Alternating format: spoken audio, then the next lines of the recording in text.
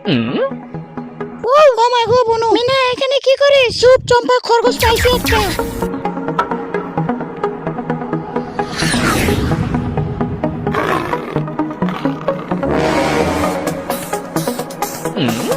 মিনা খরগোশটা পেয়ে গেছি আমি।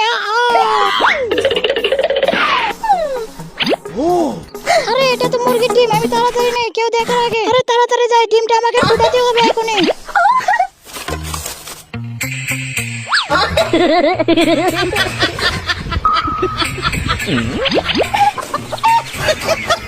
আরে বাচ্চাটা ফুটাইছি, অনেক বড়ই হয়েছে বাচ্চাটা। যা এর ঠিক মতো লালন পালন করতে হবে, ঠিক মতো আদর যত্ন করতে হবে।